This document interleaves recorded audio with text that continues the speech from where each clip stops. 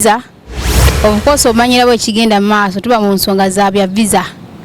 Nenga ntandika nakubala musako babuzaako musiriye mutya mulio mutya. Akabugu mukabatola kati amulio mutya bannaye. Bugu mulingi nga bwokiwulira bamutwandise okuvaako nayenga. Ero sangonaga twayiseeko dda n'obuzamu naye kikibwisizzaako musaana teri kirala nga baayiseeko. Nayenga amanya yenze Nyondo Rozet sinzira ku mikutu ejenjawulo gamba nga Facebook, Twitter, Instagram ewamu ne YouTube. Era nga amanya Nyondo Media netubaweereza bana Uganda mwenna gye musinzira okubanga mutulaba era nga mukola kyamaanyi nnyo. Kudo ne visa kababuuzeeko nateera tuwere nga tutangaza mu kuba na Uganda bannaffe ate visas waneno mu UAE saawa eno zitambula zitya naddala visit visas onakuwalo mbadde nsaba kutuba tusinziira oba kutuba tuteekesiira kubanga waliwo isoko towoozeeko. Assalamu alaikum wa rahmatullahi wa barakatuh. Nsanyusa okuddamu okusanga okubanga oli erethera ng'oli olabika bulungi oli mulamu n'omwami ali eyo ku kamera gwe sitatera kubongako era okamubongeko.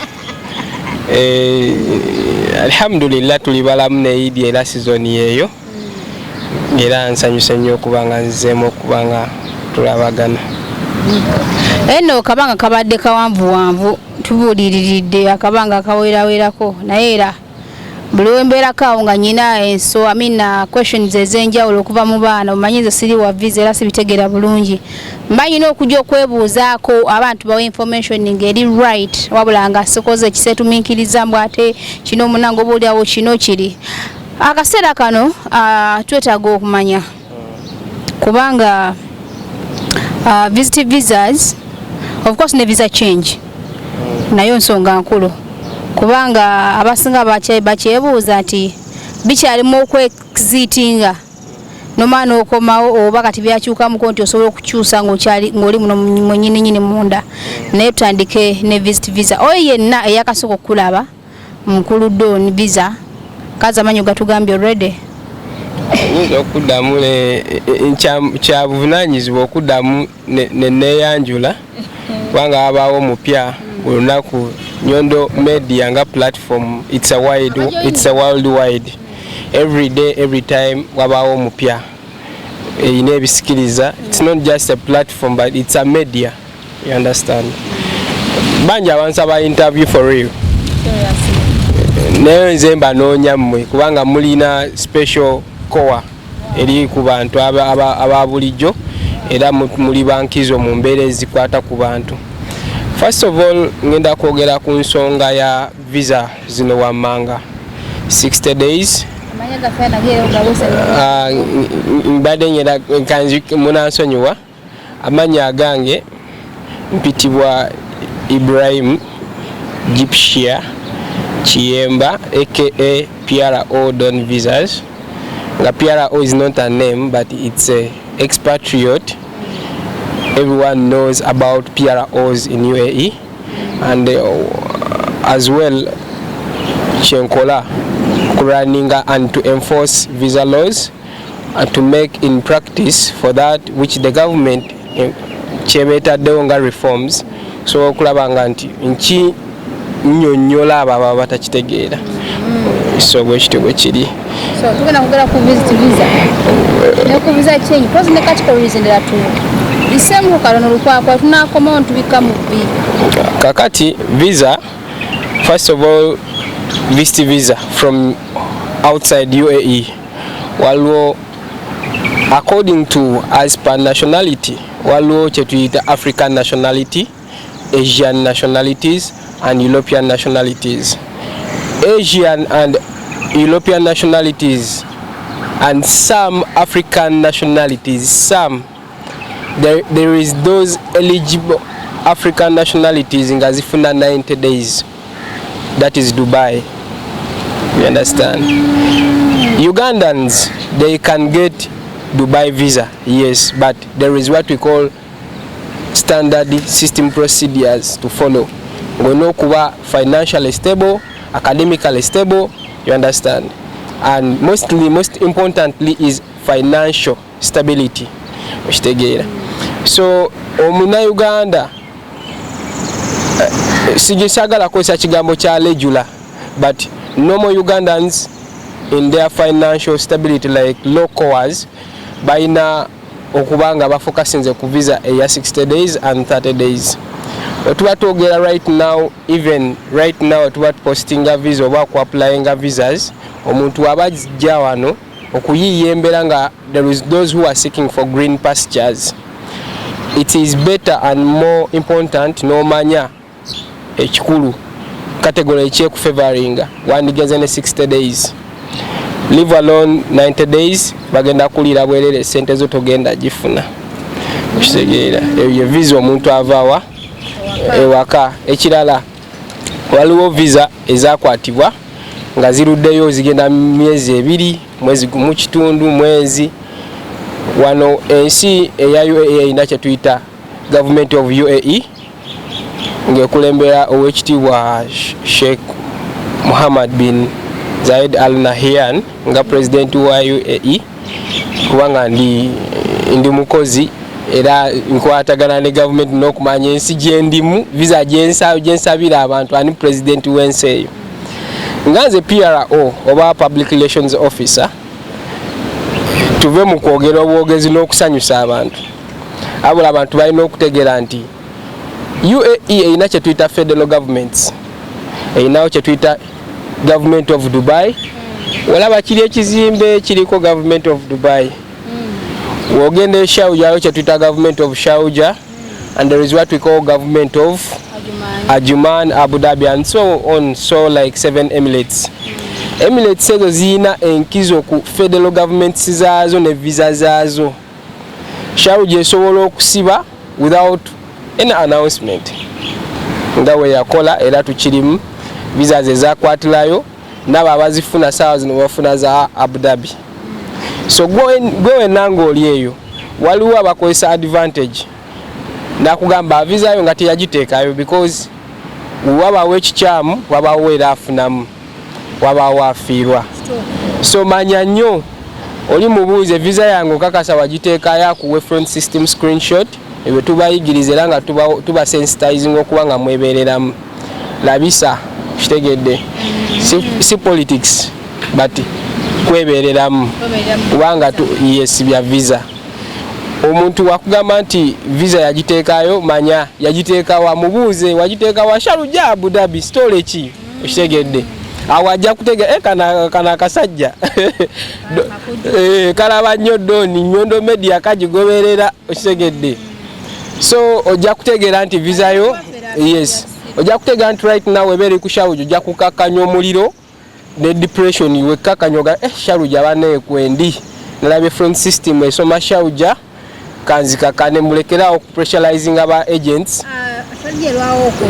Sharjah right now actually performing manually even Abu Dhabi, but Sharjah is more slow kuvada kati wejjako system zayo is taking under manual app or Twitter offline posting applications. System is going slow, so linda visa for almost even 2 months. Oshtegera abo bonna applying a visa yes yes kisoboka era kakati wena applying a visa change ya Sharjah era oli mubuuze kati yeno wano yenkizo ya sheno lwaki Nyondo Rozet ne Nyondo Media bayimukamu okusobola okwebuuza n'okunoonyereza kufefe n'abakozi ba visa si ba sales agent wabula she came to the PRO. The PRO, it means something. We control visa quotas, we control visas actually. Every person you call a PRO not by words and those licenses and waliozirabye kozi manyi PRO aba enforcing amateeka ogateeka mu nkola n'okubanga omuntu oyo agent gye bajja okubanga tubawa visas wali ogenzeko munaga kankubye PRO tokiwulirangako mu UAE kankubye ku PRO kubanga atubuulira abuuze ku nsonga ezo nze ngwa mu kkowa eryo n'abalala abalina ekkowa eryo nga kyekimu kye bakola. So singa oba oli eyo nga oli mu ku-applyinga visa naye nga visa yo weebuuza kiki oli takuwa ansa ntuufu, mubuuze. Wabuuziza ku PRO yagambye kyajja kwekanga, okitegedde? Waaw, olaba show ogoberera, oli mu UAE oba oli outside UAE yakwebereramu, okitegedde? Nga bw'okyogedde nti mu kintu ekiba kizze mulimu afuna mulimu afiirwa nti oli ajja kukosa advantage agambye munage n'applyinga naye system ziri down ziri slow whatever kino kiri naye nga teyakola ki teyapplyinga sire yakakola ki yakateeka mu nsawo awo PRO waviirayo. Kakati olina okumulaba nti omubeerako asobole okuba nga consultinga PRO we wabanga omuntu oyo is a travel consultant because birimu amateeka waliwo kye bayita sales agent, waliwo ba tour guide nga nawo they talk about visas, newabeerawo travel consultant, newabeerawo ate abeera waggulu waabwe public relations officer who enforce the law whenever the company ngeremeddwa visa ya client ya complaints nyingi. They have to look for their PRO to see that they are solving the problem to reach the satisfaction of the client. So in that case visa yonna visa okutwaliza wamu running wa PRO kati wena akola visa change onagana ku visa change nga tukyali ku visit visa omuntu akyali outside this country omuntu yeetaagisa kinaki okubanga emuweebwa okubanga ayingira wano? Kakati omuntu ave Uganda ojja kukwata passport copy yongeri scanned mu PDF format. It is more important kubanga those are precautions of the system. Okwata akafaananyi colored with a white background must be not all 6 months. It should be like oba tukiyite fresh nga kapya nga kafaanana ng'entunulayo todeetamu tozoola amaaso. Actually kati oba kuba ekifaananyi ng'eriiso lino lizibye lino nga litunula bwe liti kiviirako rejection ya visa. Yes, impersonation, like passport eraga oyina amaaso abiri, akafaananyi kalaga oyina eriiso limu, ekyo kiviirako rejection ya visa actually. Era omuntu akola visa ebyo bintu byonna alina okuba nga abitegeera okugaidinga. Waliwo visa gy'osobola okujja naddala ku 30 days zisaba kye tuyita police clearance eye Uganda. It is more important mugoberere amateeka n'ebiragiro.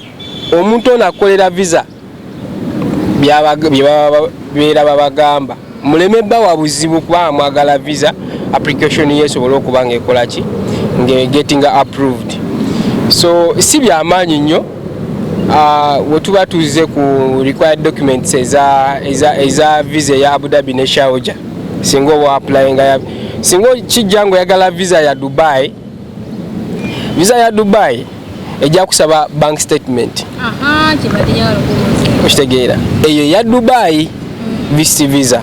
Why? Because Ugandan nationality is sanctioned on Dubai federal government or federal system. Its visa system is requiring a lot of documents. Obesaba ebintu bingi. Muna Uganda ne nationalities ezigwa mu category omuli Uganda, Sierra Leone, Ghana, Nigeria they don't get, Ghana, Cameroon. Yes, olugamba nduulira Nigerian visa I came back no.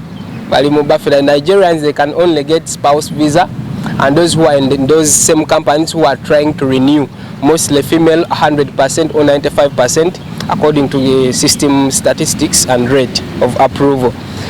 For Nigerians, male, they can get those who are renewing in the same company, like contract here with Deco, renewing Nigerian male gender, they can get 65 to 70% visa approval. Rejection is 40 to 45. Abachala is more high. That's why I said 80 to 90 to 80. You understand? So if you have a timba, it's 90 days, you timbira munayo jitimbo jagala juwa muna Uganda. Tofela muno. Era na yeteba kufela weberere munyondeze kululwo. So wetuba tuze ku nsonga ya visa change. Visa change nandi agadde ombuze exactly kicho yagala okumanya. Visa change chenandi agadde okumaba kibasinga okubuuza. Tomona bagala ku applyinga visa change mukyalimu okwexitinga oba asobola okukyusiza ngali muno nga tayixitinze. Visa change go en nafa sobo soko manye kino kiche wetaaga okukola visa change. Wetaaga visa ngebulako ennaku 10 plus okusinza ku current situation. Wa visa system they are performing manually, they take long to make approvals. To avoid overstay and abscond of non-stop upcomings, nezibade ziberawo events and scenarios, kola visa ngebulako ennaku 10 plus oba 1 week plus.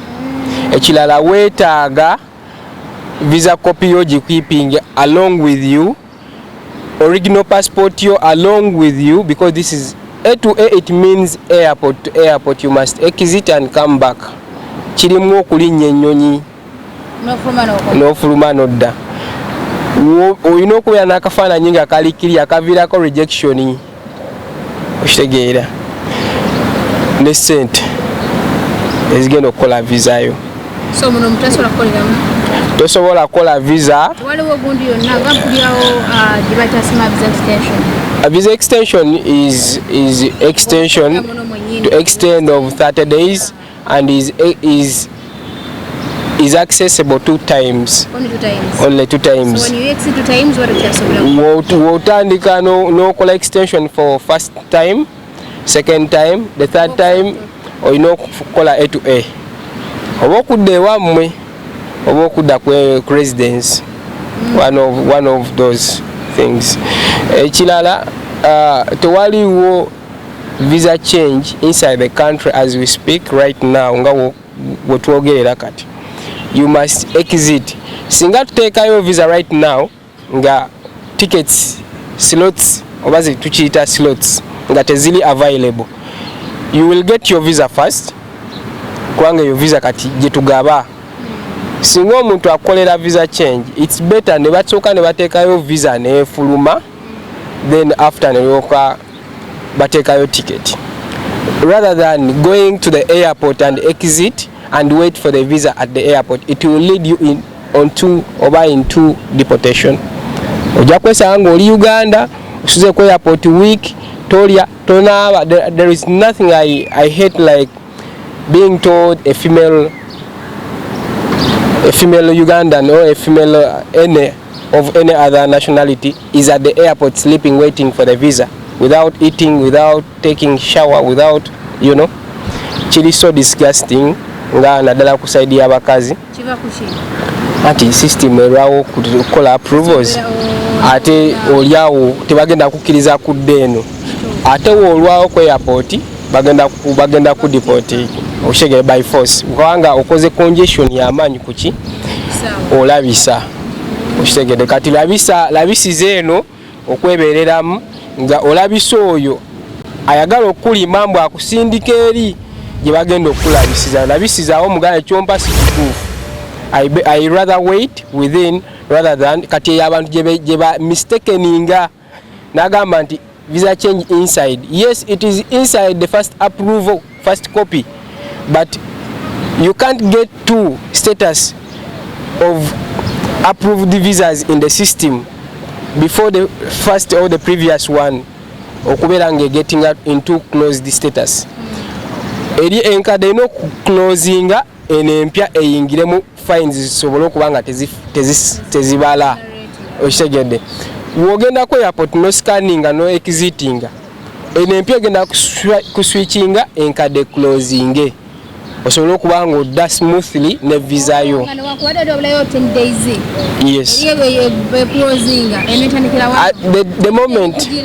The moment you go and exit enkadde stoppingirawo ekigedde. So bwekito bwe kiri teriyo inside the country ng'ogenda sigalawo nga tolinye. Actually ezo inquiries zijja on non-stop. Yinza okuba zistopizemu lwayidi kubanga tuba alertinga nti during the holidays tuwabeerawo mirimu gitugenda kukola, you know, so yeah, bwekito bwe kiri. Nga bwe mbagamba bulijjo tuwa ku nsonga za visa. Visa kino kinene si kyangu kyakumalayo kubanga tulina categories za visas ez'enjawulo. Twogeddeko just bwogezi ku visit visa pose ne visa change. Twogeddeko zi family visa, freelance and so many others. Nenga freelance kati ze foroma tekiringa luli mabegako si bwe kiri.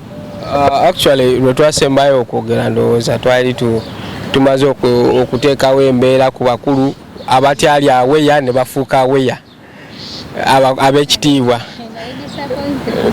Don't be disappointed. Actually mulimu gwa media okubeera nga ezino media is reaching out to the people and those who are service providers. Mi category mwengwa ndi service provider, an expert of years. Let's leave along this TikTok thing because I've seen a lot who are making content and yes they are looking for views, but visa it is something different. Mulimu go wagukola ate surprisingly we achieved it, whereby we got even information of which we never knew that Uganda and UAE the memorandum of understanding was expired, but for them they think people they're still getting visas and yet as well the fingerprints were removed as well, you know. So when we pressurized them, I think me and you, right?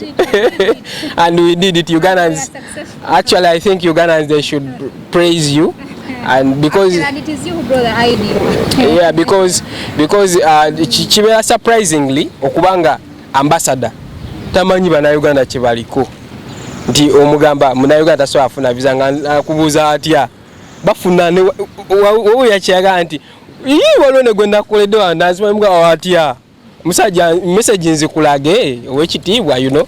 So luckily enough they enforced era ne bali bagenda meeting mwebazanyo actually mwami wavunanyizibwa.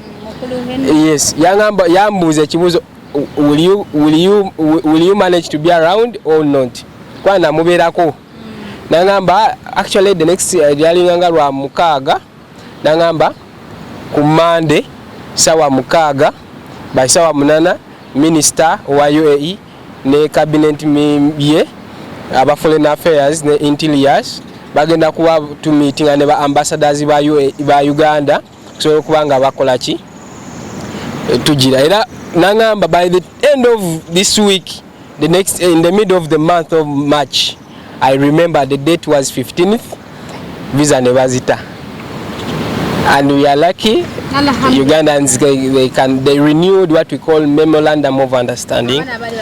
Yes, and still as well sawa zino twogerera ndowooza kizibu nnyo sanga omunayiga naga visa yange ya rejecting, but waliwo visa ezisaba bwe tuba twogera ku residence waliwo ezisaba Interpol. Kisinza system esobola okusaba Interpol era muzikole, waliwo endala nga tezisaba. Lwaki tetukomyewo mu party endala ne twogera ku nsonga za freelance olwakadde kuba nekya twetaaga n'okwogerako ku gundi visa fines reduction. Actually, you know mwana gwe so mo bana benkuwadde nako ezo nga visa bazo reducing ddala bana bafuna visa zabo nyino mwana jauna ngambe banagala zati neyanziza ne mugamba mkwateze nakozesa takutode 5 dirham omuntu gwampa dada mtufu ebintu byange byafulumye ne mpulanga nange mtufu police nyomanyi kibashirunyo ku recommending omuntu nafuna ekintu kyakola ki kyagala era webale nnyo obwesimbu si yeka nabala binakwasa kwa balinga basatu actually muguno mwezi oguwedde ono yabadde muguno omwezi wallahi ne badda kubyogera, so ekyo nakyo kikwasaganya bulungi nnyo. I think ona tukomyewo mu kiru kyaffe ekirala tujja kwogerako ku fine reduction and abscond removal, visa counseling in absence of a sponsor. Eyo kesi ndowooza bagimpaako visa ya kadamu yenaka counselinga. However,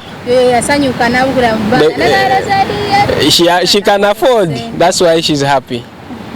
I will not say because it is confidential, but the price it is worth it, you know. And the question I asked after all long nga antedeko message nangamba na nebaza kwate ichi wasanyu service provider ali genuine service provider nga mugagga kulaba nga omuntu gwokolako nga ali happy era nchize yemwe namwena wakola visa wali obaddeka onobuza client how do you feel, what was the response? Ekyo kibere mutima go nga gwe service provider gwakola visa gwakola ticket watambuza bakadama gwe nango oli ngoli service provider ekibuuzo ekyo bwebuuze mu week mu mwezi okibuuza ba clients bo bameka era response elietya. If there is no any positive response from them then wetereza olokoke bwento mungu.